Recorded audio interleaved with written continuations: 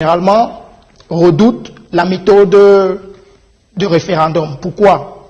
Parce qu'apparemment, elle serait périlleuse, M. Bonga. Et ça peut poser ici le problème de légitimité. Je crois que lorsqu'on passe précisément par l'Assemblée, dont on est acquis comme ça à la cause, parce qu'on a la majorité, c'est comme une lettre à la poste. Et on peut comprendre pourquoi est-ce que la société civile était vent debout, l'opposition vent debout, le peuple également vent debout. Ce qui pourrait remettre en cause ici même la légitimité de cette constitution qui fait, il faut le dire ici, du président Déby un président tout-puissant et qui instaure un régime présidentiel très fort de ce côté. Voilà, merci notable Vicenzo pour ce regard sur les réformes institutionnelles. Du côté du Tchad, nous, ce soir, on vous l'a dit, nous parlerons justement de ces réformes d'une manière ou d'une autre, parce que nous parlons des référendums pour savoir si les référendums peuvent-ils finalement contribuer durablement aux réformes en Afrique. Nous voulons savoir si c'est un modèle de démocratie qui doit prospérer en Afrique, parce que on constate que finalement la plupart des États africains l'adoptent comme modèle. Les questions sont posées et généralement on pense aussi qu'elles sont posées selon le désir de celui qui veut justement atteindre un objectif. On essaiera de le comprendre dans un instant. Allons donc prendre la chronique que nous propose donc ce soir relativement à cette thématique. C'est une chronique que nous signe ce soir le notable Jean-Marie Mbala. On regarde ça.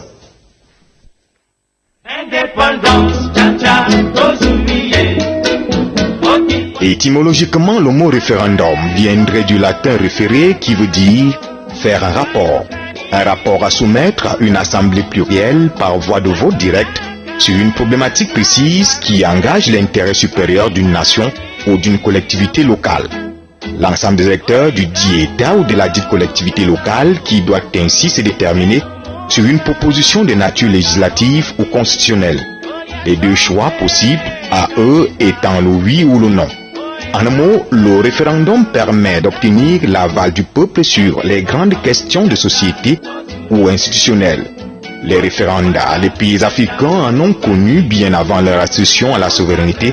D'abord en 1958, où les populations des fédérations d'Afrique d'outre-mer françaises et celles de l'Afrique équatoriale française, où s'appliquait jusque-là le suffrage universel, depuis 1956, furent appelés à se prononcer sur le projet de constitution présenté à la nation par le général de Gaulle quelques 3 semaines auparavant. Le pays de Paul Biya, quant à lui, avait bien négocié sa question de réunification des Cameroun occidental et oriental par voie référendaire le 1er octobre 1961, au lendemain de son indépendance. Mais à côté de cet exemple du Cameroun, les référendats dans bon nombre de nos pays africains restent entachés de pas mal d'irrégularités, certains chefs d'État africains n'ayant recours à lui que pour s'éterniser au pouvoir. Et là, la formule semble parfois bien simple. On fait recours à sa majorité parlementaire pour faire passer en force la petite initiative. De ces mauvais exemples, l'on cite le cas du Tchad, où les débats sur la réforme constitutionnelle de la 5e République sont d'actualité entre l'opposition et le gouvernement qui veut faire passer la dite réforme au Parlement.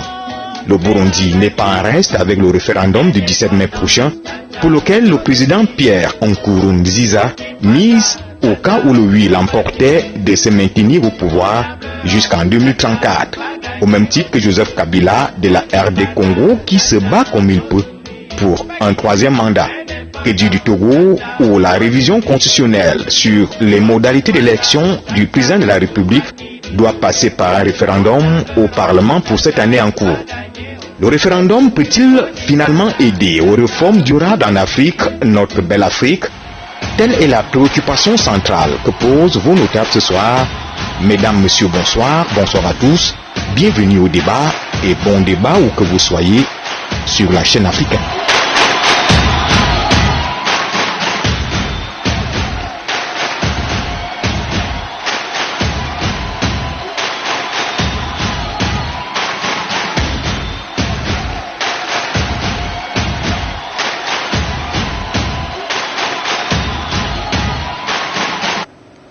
Voilà. Voilà, merci notable Jean-Marie Mbala pour cette belle chronique qui nous plonge justement au cœur de cette thématique. Notable Wamba, est-ce qu'il n'est pas judicieux, même si Jean-Marie l'a fait, de redéfinir d'abord l'expression référendum? Qu'est-ce que vous entendez par référendum? Moi, j'entends par référendum justement cette technique qui consiste à amener le peuple, à donner au peuple la possibilité de pouvoir s'exprimer sur des questions qui sont soit nationales, soit des problèmes qui traitent du devenir d'un continent, qui peuvent aussi traiter du devenir d'un groupe d'individus. Mais je pense que en Afrique, justement, s'il faut parler de référendum, il faudrait que les gens voient le référendum comme étant un passage obligé pour des peuples qui ont été longtemps éprouvés par des années de dictature, par des siècles d'autocratie. C'est vrai que chaque fois qu'on parle de dictature et d'autocratie sur le continent, il y en a qui me disent que c'est des choses qui ne sont pas symptomatiques de l'Afrique et que c'est des choses qu'on a vues ailleurs. C'est vrai, on les a vues ailleurs. Mais aujourd'hui, nous parlons de notre continent. Pour ce siècle ou pour le siècle dernier, on a eu assisté à des comportements qui n'ont pas beaucoup grandi le peuple africain, qui n'ont pas permis à ce peuple-là de pouvoir exprimer ce qu'il avait au très fond de lui. Et il est important aujourd'hui qu'à partir d'un référendum ou à partir de cette consultation populaire, que les uns et les autres s'expriment véritablement. Alors, s'il faut revenir sur la question qui nous est posée ce soir, le référendum peut-il aider durablement aux réformes en Afrique? Je dis oui, parce que sur ce continent, très difficilement on a donné la parole à la société civile, très difficilement on a donné la parole aux couches populaires pour savoir ce qu'elles désiraient de faire de leur république, qu'elles désiraient faire de leur société. Et si aujourd'hui, il y avait cette possibilité de demander à ces Africains de savoir quelle forme de l'État voulez-vous, ou alors quel modèle sociétal désirez-vous, je pense que les choses se porteraient mieux. Mais fort malheureusement, sur le continent, vous voyez ce qui se passe. Il se passe que lorsque un groupe d'individus a conquis le pouvoir et qu'il ne veut plus le lâcher, il se retrouve à imposer parfois des pseudo-référendums où, bien évidemment, on sait ce qui se passe avec le cas du Burundi, où on dit qu'il faut modeler la Constitution, il faut la changer parce qu'elle n'est plus adaptée à ou à ceci, mais on sait exactement où le référendum, par exemple, le Burundais voudrait mener le peuple burundais.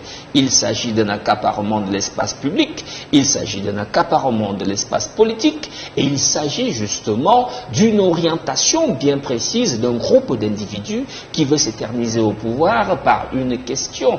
Et comment il s'agit, comme je le dis, de pouvoir amener ce peuple-là qui pensait que le référendum était peut-être la panacée pour son éclosion, pour son émancipation, mais amener ce peuple par la force à faire ou alors à dire à partir d'un bulletin ce qu'il ne veut pas dire.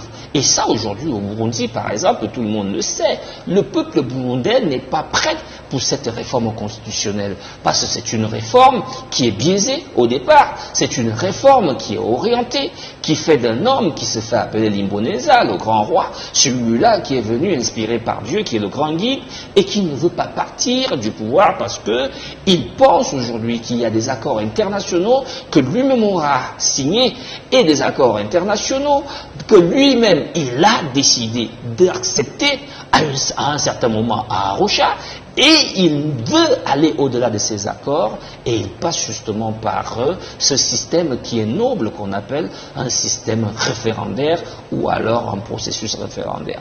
Alors, qu'est-ce qu'on dit? Le référendum, c'est ça. C'est cette façon-là d'amener un peuple à pouvoir s'exprimer sur une question qui lui est propre, une question qui a une incidence sur son devenir et sur son avenir. Mais aujourd'hui, ces référendums-là sont vraiment respecter sur le continent, c'est-à-dire, est-ce qu'on laisse libre choix à cette population? Là est la question. Voilà, merci notable Wamba. Notable Lobé, c'est vrai que quand on regarde les pratiques démocratiques, quand on regarde la manifestation du référendum dans sa pratique, on se rend quand même compte que c'est aussi simple que cela. Il est question aussi de répondre à une question, oui ou non, et c'est le peuple qui répond. Sauf que la question elle-même est posée par une personnalité morale qui généralement veut une réponse qui pourrait l'arranger. Et très souvent, on se rend compte que c'est le oui qui l'emporte. C'est vrai que tout récemment, dans un pays que je ne vais pas citer ici, c'est pas un pays africain, je parle d'Airbus, vous me comprenez bien, il y a quelqu'un qui a justement cru qu'il pouvait passer de cette manière-là, mais il a échoué au référendum. Mais il est difficilement prouvable que quelqu'un, enfin, qu'un État puisse échouer quand on parle de référendum. Le modérateur Bonga, les milliers d'Africains qui nous regardent ont perçu la subtilité intelligente qui encadre votre question. Nous entendons simplement par référendum cette consultation directe du peuple sur des questions législatives ou constitutionnelles. Cela veut également dire que les tenants du pouvoir vont à la rencontre du peuple souverain, leur demander de s'autodéterminer sur une ou plusieurs questions prépondérantes qui engagent leur devenir. Oui, le référendum devrait être l'un des modes d'expression les plus en vue dans un pays démocratique, considérant que le substrat de la légitimité du pouvoir de tout homme d'État à la tête d'un pays repose sur la volonté populaire de sa base. Malheureusement, les égos pouvoiristes ad vitam aeternam de certains leaders les amènent à dévoyer le référendum de sa substance honorable et à en faire un grand jeu de dupes. D'où la sagacité de la mention que vous avez soulignée tout à l'heure, c'est-à-dire la question préalablement posée est toujours ambiguë et va dans le sens des intérêts de ceux qui semblent venir consulter la souveraineté populaire. Ce peuple, mécaniquement, est donc appelé à voter par oui ou non, sans toujours percevoir les complexités de la question qui leur est posée. Notable modérateur Bonga, nous sommes des enfants de la démocratie. Nous considérons que la démocratie devrait être participative, c'est-à-dire encadrer et englober toutes les bonnes volontés dans le processus de construction d'un pays. Donc, chaque citoyen libre, consciencieux de ses droits civiques et politiques devrait donner sa contribution positive à l'émancipation de son pays. Seulement, ce qui est toujours proposé au peuple n'est pas toujours en phase avec ses intérêts. Je vais donc rebondir sur la pertinence de l'argumentaire développé par le notable Wamba tout à l'heure, lorsqu'il mettait en relief cette grande escroquerie ourdie par les régimes du Burundi et même du Togo, qui veulent surfer sur ce mode d'expression populaire pour requérir une fraîcheur du point de vue de la légitimité.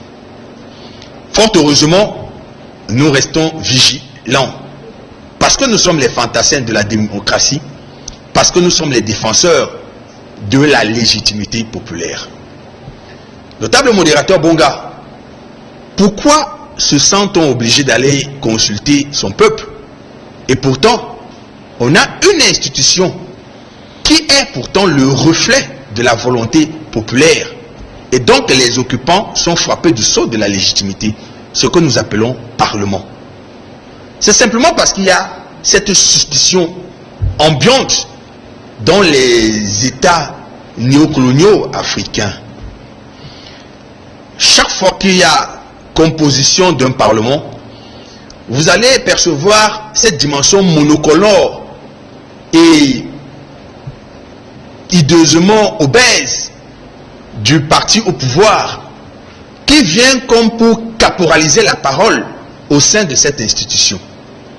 Cela amène donc toutes les décisions initiées en amont par le tenant du pouvoir à être validées aussi simplement au sein de ces caisses de résonance. La société civile, les opposants, c'est-à-dire ceux qui ne partagent pas les options de gouvernance avec ceux qui détiennent les manettes du pouvoir, estiment donc qu'il faudrait se référer à l'intelligence et à la perspicacité du peuple pour trancher sur des questions assez délicates de la vie d'une nation. D'où donc la nécessité de convoquer et d'utiliser régulièrement le référendum. Notable modérateur Bonga, oui, le référendum est un mode d'expression salutaire en démocratie, malheureusement galvaudé de sa substance par ces individus omnubilés par le pouvoir. Notable Vincenzo, est-ce que ce peuple-là a toujours les prédispositions de pouvoir répondre objectivement aux questions référendaires? Déjà, faudrait préciser ici ce que sont ces questions référendaires précisément. Généralement, lorsqu'on parle de référendum, monsieur Bonga, il s'agit de répondre à une question sur un projet de loi très important ou alors à une révision constitutionnelle. Et il me semble que, de ce point de vue, on devrait naturellement associer le peuple. Pourquoi? Parce que la politique est faite par le peuple, c'est vrai, par représentants interposés et pour le peuple également. À partir de là, associer le peuple devient pratiquement un must. Et il me semble que cette problématique, cette thématique sur le petit écran là-bas laisse présager un problème de légitimité. Parce que déjà, lorsque moi je lis la thématique, on parle du référendum, peut-il aider durablement aux réformes en Afrique? Ça, c'est à la forme interrogative, monsieur Bonga. Moi, je voudrais remettre le sujet à la forme affirmative, en disant le référendum aide durablement aux réformes en Afrique. À partir de là, Francis, il va se poser le problème de la stabilité, politico-institutionnelle. Et cette stabilité politico-institutionnelle va générer, je crois, 4 problèmes à couloir. Vous avez d'un côté la légitimité de ceux qui en sortiront. Vous aurez de l'autre côté la démocratie et enfin l'état de droit. À partir de là, je crois quand même que tout référendum nécessite absolument la participation populaire. Parce que ceux qui sont chargés de présider aux destinées des États requièrent non seulement de la légitimité, mais en même temps une certaine légalité. Notable Ndjama, est-ce que le choix référendaire ne va-t-il pas finalement faire disparaître les parlements dans les États africains? Si le peuple veut tout le temps lui-même se prononcer sur un certain nombre de projets de loi, sur un certain nombre de questions stratégiques, à quoi servirait donc finalement le Parlement? Je veux dire, les représentants de ce peuple-là. Cette question ne devrait même pas se poser si l'on considère que le référendum est fille de la démocratie et que la démocratie elle-même est en réalité la démocratie elle-même est la manifestation de la liberté qui est de la célébration de la justice et de la liberté. Donc de la vérité autant pour moi et de la justice. Donc il est important déjà de dire aux uns aux autres que Le référendum est une consultation populaire large qui engage le peuple tout entier pour dessiner le destin d'un peuple ou encore engager le destin d'un État ou d'un peuple. Et cela ne peut pas se faire tout le temps. C'est la raison pour laquelle dans les États démocratiques, comme les nôtres, entre guillemets, bien entendu, n'est pas notable lobby, il y a des mécanismes et des niveaux de consultation. Vous avez déjà pu avoir des consultations indirectes. Vous avez les députés, vous avez les conseillers municipaux, vous avez les maires qui sont là. Et les uns et les autres sont élus justement pour pouvoir faire certains types de travaux. Mais lorsque une question devrait engager un État et que cette question est d'une portée haute et sensible, il est de bonne loi que nous puissions aller vers le référendum. Mais malheureusement, la plupart de ces instruments-là, par le passé, n'ont pas été de bonne loi et n'ont pas donné des résultats probants parce que sujettes à de nombreuses manipulations à partir des émetteurs ou encore des initiateurs même de ces référendums-là. Il est donc aujourd'hui important de faire appel à la culture démocratique pour que les uns et les autres intègrent la démocratie dans sa définition positive que je venais tout à l'heure de dire ici, à savoir la manifestation de la liberté et la célébration de la vérité et de la justice. À partir du moment où on va pouvoir se départir du diktat du grand nombre pour aussi le petit nombre, on pourrait véritablement avancer vers la lumière qui est en réalité la célébration de la vérité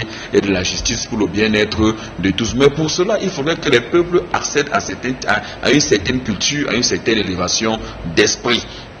Une communauté d'intérêts, une prise de conscience des intérêts communs, et à partir du moment où vous allez pouvoir voir que le pouvoir de ceux qui sont chargés de diriger les États ou encore les sociétés seront permanemment renégociés de sorte que ceux-ci n'auront pas entre leurs mains le pouvoir de décider sur la vie ou la mort d'un individu. Ça, c'est très important. Aujourd'hui, vous avez en réalité des États qui se construisent. Nous sommes partis de quelque part et il faut pouvoir admettre et dire aujourd'hui aux Africains qu'au sorti des années 60, particulièrement dans les zones francophones, il y a véritablement eu un accident de l'histoire qui s'est passé avec le gaullisme qui est entré en pied d'éléphant au niveau des États et des politiques africaines pour pouvoir détruire tout ce qu'il y avait comme fruit positif émanant comme ça là, des luttes sur des indépendances, où la plupart de ceux-là qui étaient alors les pères des indépendances avaient une véritable attitude démocratique. On a donc vu au fur et à mesure comment cette culture démocratique est entrée dans un diktat exactement à la tsariste pour pouvoir anéantir toutes les velléités populaires qui pouvaient pouvoir se soulever de manière militaire. On a pu voir beaucoup d'assassinats, on a pu voir comment on a écrasé des populations dans la plupart des États. Je ne vais pas les citer ici. Le Togo s'est vu là, le Ghana s'est vu là, on a vu la Guinée de Sékou Touré, on a vu l'exemple même du Cameroun où toutes les libertés ont été embastillées et au nom des prétendus ou encore des supposées dépenses illusoires qui étaient dites grandioses. Aujourd'hui, nous accusons le coup 40 à 50 ans plus tard, c'est-à-dire que le niveau de démocratie que nous avions dans les années 50, 48, 50, 55, 58 n'est pas celui que nous avons aujourd'hui. Nous avons en réalité régressé aujourd'hui en Afrique. Il est donc aujourd'hui important de réapprendre aux populations africaines les mécanismes démocratiques et mieux éduquer ceux qui dirigent aujourd'hui les mécanismes démocratiques pour que ceux-ci puissent lâcher du lait. Vous allez par exemple vous rendre compte que dans la plupart des États africains, qu'ils soient francophones, lusophones ou encore anglo-saxons, la liberté d'expression n'est pas acquise. Vous ne pouvez pas facilement déposer une demande en manifestation et le lendemain vous manifestez parce qu'on a consacré la démocratie dans un État. Ce n'est pas la RDC Congo qui m'en démentira, ce n'est pas le Congo de Fort Yadema qui m'en démentira, ce n'est pas la Côte d'Ivoire de Ouattara qui m'en démentira. Vous allez pouvoir constater que les premiers antidémocrates sont les leaders. À partir de ce moment-là, il y a un véritable problème au niveau des institutions qui ne portent plus leur caractère d'indépendance. À partir du moment donné que les indépendances des institutions dans un État sont effritées, il n'y a rien à espérer que le diktat de l'institution majeure qui est l'exécutif. C'est la raison pour laquelle vous allez voir que le référendum qui a eu lieu l'autre jour au Tchad de votre notable Bonga cause d'énormes problèmes parce qu'on a exactement l'impression que le président Idriss Déby est devenu un gourou pour son État. Et ça, il y a quelque chose à faire de ce côté-là. Vous allez pouvoir le constater aussi ailleurs. Et on se rend bien compte que la non-séparation des pouvoirs, de manière claire, ne favorise pas le débat dans une société. Et à partir du moment où le débat n'existe pas, il n'y a pas une saine émulation des énergies, il n'y a pas la joie de la liberté, il n'y a pas l'éclosion de la justice et de la vérité, alors on plonge exactement dans cette existence où la paix est proclamée, elle n'existe pas, parce qu'il y a l'absence de guerre, on dit qu'on est dans la paix alors qu'on est dans la tension. Notable Wamba.